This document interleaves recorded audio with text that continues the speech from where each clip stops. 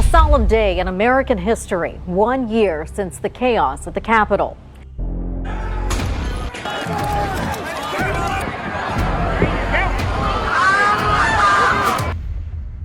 As Congress prepared to certify Joe Biden's presidential victory, Donald Trump supporters attempted to breach the People's House. An attack on democracy that had our nation's lawmakers and police officers fearing for their lives. I was beaten. I was struck numerous times at the base of my skull with a taser device. And as a result, I suffered a heart attack, traumatic brain injury. Now I'm grappling with PTSD. 5 died, hundreds more were injured. More than 700 criminal cases against suspected rioters, including 10 from South Carolina. Today, President Biden marking the 1-year anniversary. On this day of remembrance, we must make sure that such attack never happens again. And we are giving you a live look at the Capitol tonight. This time last year, after hours of rioting inside, police announced they had secured the building. Despite the turmoil, Congress reconvened just hours later, finishing the certification of the presidential election results. Tonight, flags are flying at half-staff to honor those who died that day. And today, President Biden spoke to commemorate the grim anniversary. During his speech, he criticized former President Trump today for not accepting the results of the 2020 election, saying that Trump created a web of lies surrounding the election. He's done so because he values power over principle, because he sees his own interest as more important than his country's interest, than America's interest, and because his bruised ego matters more to him than our democracy or our Constitution. He can't accept he lost. Biden also called the 2020 election the greatest demonstration of democracy. Former President Trump responded to President Biden's remarks. In a statement, he says, quote, Biden, who is destroying our nation with insane policies of open borders, corrupt elections, disastrous energy policies, unconstitutional mandates, and devastating school closures, used my name today to try to further divide America. Senator Lindsey Graham also making a statement on the anniversary. He said, quote, I still cannot believe that a mob was able to take over the United States Capitol during such a pivotal moment, certifying a presidential election.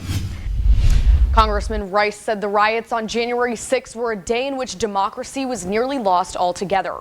In part of his statement, Congressman Rice says the peaceful transition of power is what separates this great country from third world countries and dictatorships. Congressman Rice was inside of the Capitol building when the protests became violent. He recalls a pipe bomb being located right outside of his building, hearing glass shattering, and being asked to put on an emergency gas mask and passing by injured police officers as him and several other Congress members were escorted off the floor. And he says there's only one way to describe it. Very dramatic and very just shocking. It was really shocking that would happen in this country, that it would come that close to, confrontation of elected representatives with armed protestors or mob.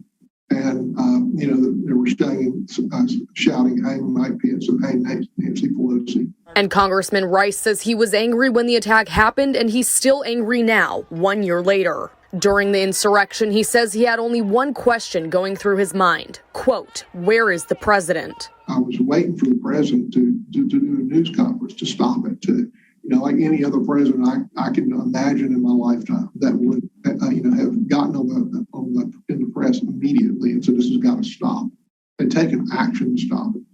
And we never heard anything from the president. Congressman Rice says he's disappointed in former President Trump's reaction to the rioters. Instead of trying to quell the violence, he was tweeting out that Mike Pence was a coward. And Mike Pence is in the Capitol, trying to hold the Capitol with his wife and his daughter, and the president surrounded by Secret Service in the White House. No, I thought that was shameful, and it's unforgivable to me.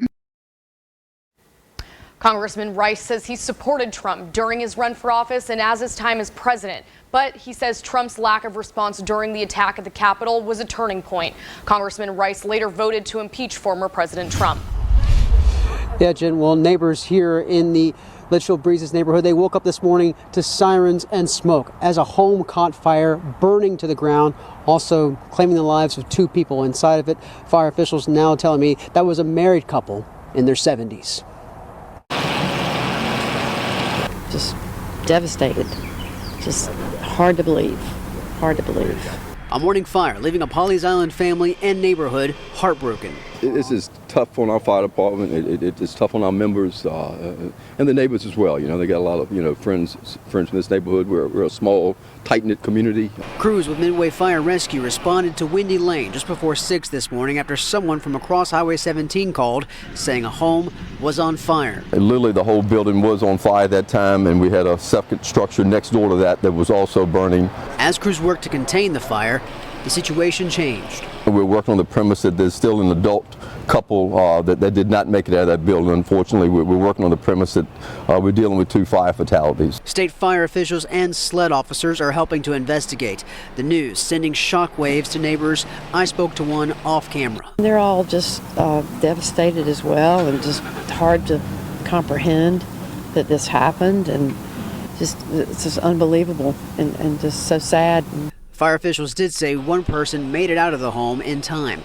Neighbors believe the victims were an older couple. Very, very sweet people, very friendly, just good people. Midway Fire Rescue officials say there is no time frame on when they will know the cause of this deadly fire. I don't know that we've had a fire fatality in 15 years, so it's tough. We don't like things like this to happen. We work hard to keep them from happening. And Chief Nugent did tell us earlier this morning that smoke detectors went off, as well as a Ring home alarm system alerting the family inside that there was a fire. He said, though, at some point they got separated and only one person made it out in time. Jennifer, deputies have been here on scene for more than 5 hours, along with state police. Now, it's hard for us to show you what's happening behind the blue lights, but I can tell you that in the past 30 minutes, they have been taking a lot of pictures, and officers appear to be searching for something on the ground. Officers got here about 1:30 this afternoon, or 1 o'clock this afternoon, according to Florence County Sheriff T.J. Joy. Officers here at the Southern Mobile Home Park. This is one of 3 scenes connected to the officer-involved shooting. They say the other scene is closer to the front of the mobile home park and across the woods on East Candy Lane in Terra Village. Deputies have a wooded area, and a car roped off there.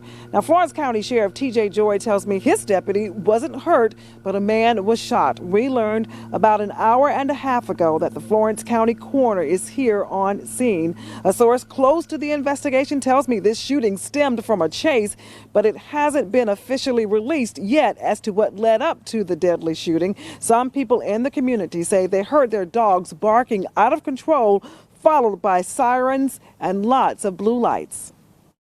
And I was on my way out the door at the time the dog was carrying on. So when I walked outside, I saw the cops, and I just kept going. Some neighbors say they still don't know how the scene here in Southern Pines Mobile Home Park connects to the one on East Candy Lane in the neighboring community.